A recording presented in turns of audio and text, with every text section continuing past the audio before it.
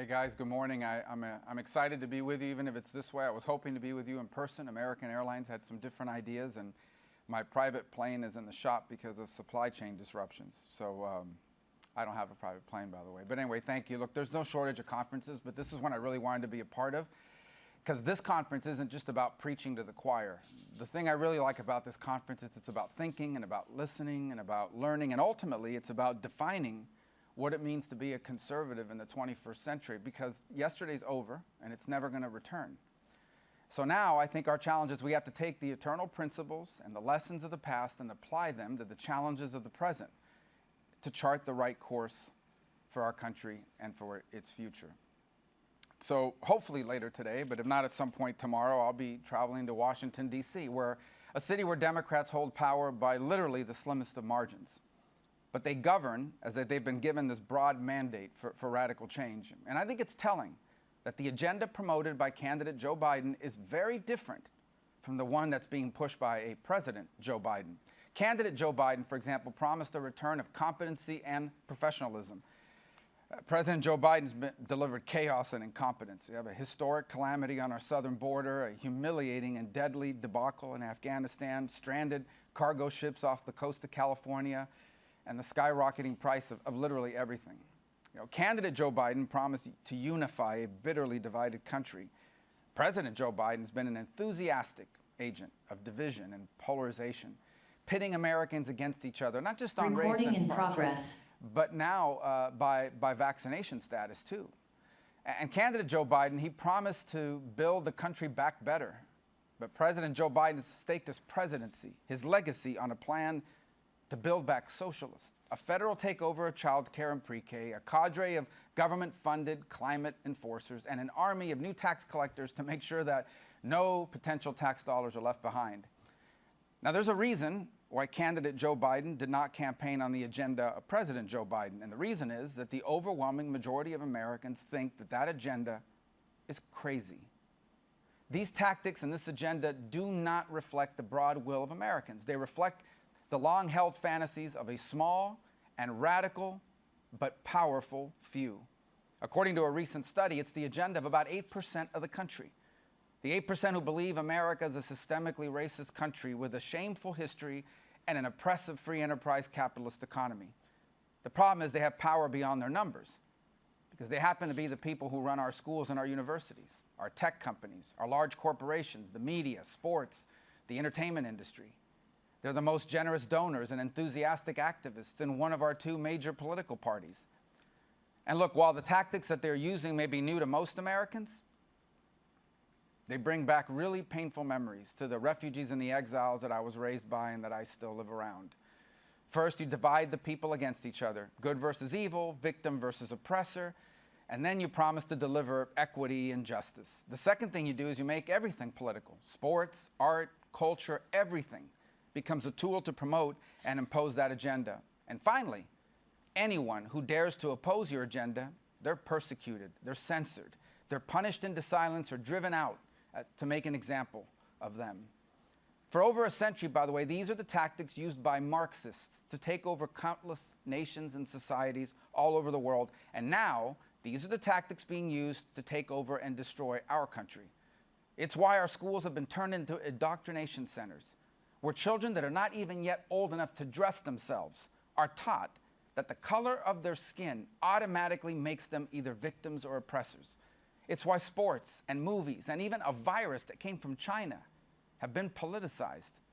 It's why speakers are uninvited from college campuses, why authors have their books removed by Amazon, and comedians are targeted for destruction.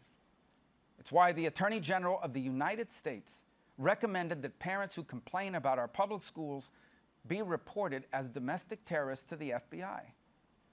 There are two lessons we should remember about Marxism. The first is that anytime it appears, there are always some who think that they can protect themselves from its wrath by cooperating with Marxism. That's why right now, big business is all in. We have major American corporations that boycott states that pass laws which aren't woke. By the way, the same corporations have no problem sending our jobs to a China ruled by a genocidal government. It's why we have tech companies who become enforcers, censoring views they don't like and silencing those who dare to speak out. But eventually, they all learn that for the Marxist, there can be no organization or institution independent of the movement. Everyone, all, must serve the revolution. And the second lesson of Marxism is that the promise of equity and justice, or whatever catchphrases they come up with, they're all very popular until people figure out what it really means. Until you see it means giving up the right to decide what is best for your children. Until you see it means celebrating rioting and looting and releasing dangerous criminals from jail at the same time as you're going to defund police. Until you realize that eventually they start running out of systemic oppressors to go after. And then they come after you. Then people turn against it. Then they realize the monster they've created and invited into their home. But far too often by then it is too late. Well, it's still not too late for us, but we are running out of time. We are confronted not by a transitory political movement. We're confronted by a systemic effort to dismantle our culture, our society, our traditions, our economy, and our way of life. And the only way to defeat it is to speak clearly about what is true and to protect what is good about and fix what is broken in 21st century America. Now, here's why I tell you that those who believe the answer lies simply in traditional Wall Street Journal conservatism are making a very dangerous mistake. Rapid technological changes, globalization, market concentration, that's all led to a 21st century economy that has left millions of hardworking, patriotic Americans feeling like they're locked out from the promise of our country. Promising to just cut more regulations and corporate taxes. That's going to get applause from campaign donors and get some glowing coverage in media outlets that are focused on the stock market. But it leaves millions of hardworking Americans, people who do not want woke socialists and woke socialist America. It leaves them with no voice in our politics and no answers to their problems. Americans are looking for, and America needs, a conservative movement that defends individual liberty, protects our culture and values, and promotes capitalism.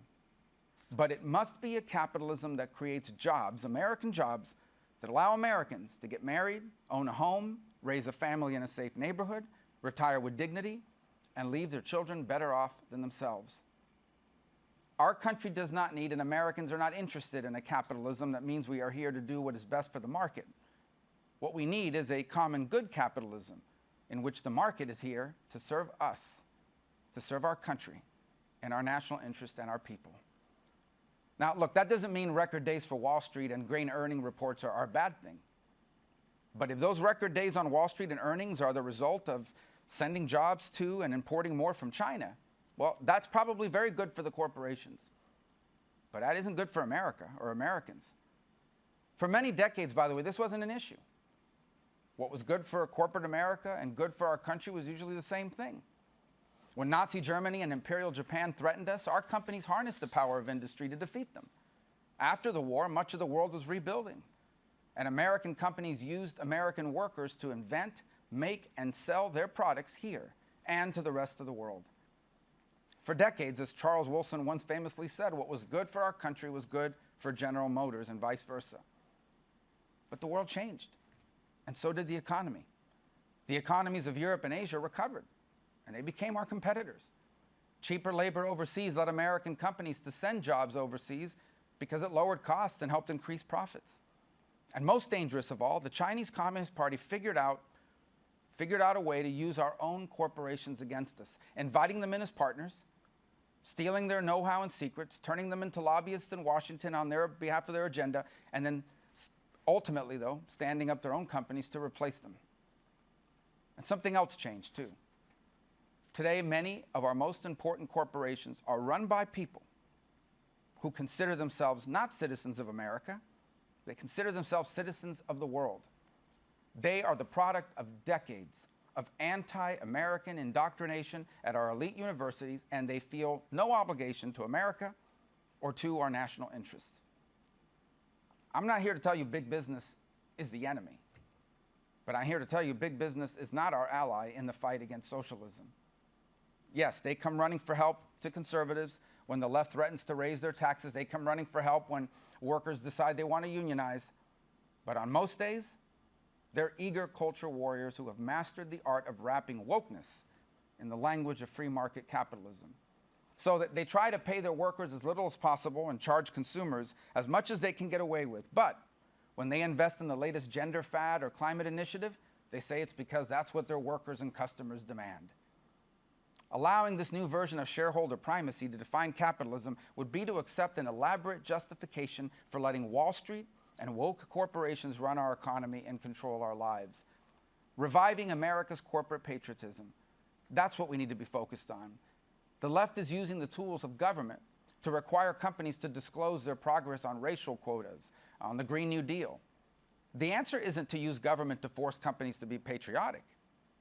The answer is to pass laws that incentivize corporate actions that are good for America and are good for Americans. First, that means getting wokeness out of the boardroom. At a minimum, we should require that companies be subject to strict scrutiny and to legal liability when they abuse their corporate privilege by pushing wasteful, anti-American nonsense. Right now, the burden is on the shareholder to prove that those woke stances, like boycotting a state for having the audacity of passing an election law, shareholder has to prove that those are bad for shareholders. Burden's on them. Instead, the burden should be on the company to prove that it's acting in the best interest of shareholders. Second, that means we need a stock market that holds companies accountable for pro-American goals rather than left-wing social engineering or globalist profiteering. We should require that companies disclose to investors and to be held to account. Instead of requirements that companies' board of directors be sufficiently diverse, like what the Biden administration is demanding, we should have requirements that companies' board of directors be free of any conflicts of interest. Conflicts of interest involving, for example, adversaries like China. Similarly, instead of disclosing how compliant they are with a radical left environmental agenda, let's have companies tell the public how much they're investing in hiring and training American workers, how many factories or facilities they're opening in America, and disclosing, by the way, when they decide to send an American job or American factories to another country. To better align with the stock market rewards with what is good for America, we also need to break institutional finance's control over corporate America. We should stop using American retirement dollars to help fund China's ambitions. Today, the retirement fund for federal employees, that includes members of our military, that retirement fund is investing in Chinese companies. That includes companies developing weapons to kill our men and women in uniform. I have a proposal that bans our federal retirement program from continuing to do this. We should pass it immediately. But the biggest challenge is how to address the big institutional shareholders who use the billions of dollars of American worker investments. They control these dollars and they use it to push corporations to adopt woke and anti-American policies. Maybe the time has come to require that these institutional shareholders get the votes of their clients rather than vote on their behalf. There'd be a lot less craziness in American corporations if the people voting their shares were actually firefighters and police officers instead of union bosses or Wall Street financiers. Let me conclude by just saying this. Not long ago, our politics were defined by a choice between conservatives and liberals, or between more government and less government, or higher taxes or less taxes. That used to define our politics. Not anymore. The dividing line in our politics now is between insanity and normal, between lunacy and common sense. Look, Americans who don't identify as the gender they were born with, they deserve courtesy and respect and equality under the law. But it is insanity to force the overwhelming majority of Americans to adopt changes to the English language or accept a disruption in our schools to accommodate the demands of a minuscule minority. Our nation's past isn't perfect and our present is not without challenges, but our history is better than anyone else's. And despite our problems, tens of millions of people would come here in a heartbeat if given the chance. It is crazy that our children are being taught that their country's history is one to be ashamed of, and that their country today remains a systemically racist one. And the rapid transformation has left many locked out of achieving the American dream. And that has to be addressed, because that dream is at the core of our national identity. But it is absolute lunacy to turn to socialism. Socialism is the economic model of countries people risk their lives to flee on makeshift rafts. When politics was between two sides that agreed that ours was an exceptional country, the stakes were different. But now our politics is between those who believe America is a great country, but with problems that need to be fixed, and those who believe America is a terrible country that needs to be demolished and rebuilt as something different. So look, the real fight isn't about the tax rate on billionaires, because you can always come back and lower tax rates if they're too high. The real fight isn't even about the plan to spend $3.5 trillion or $1.75 trillion, because 2 years of socialist policies may cost less up front, but it's still socialism. Here's the real fight.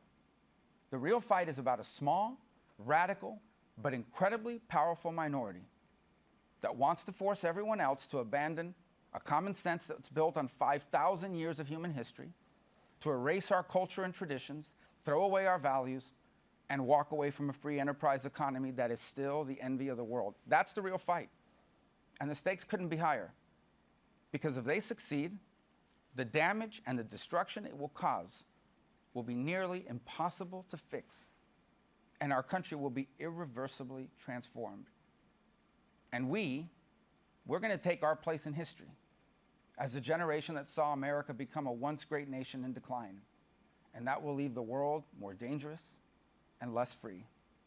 Those are the stakes.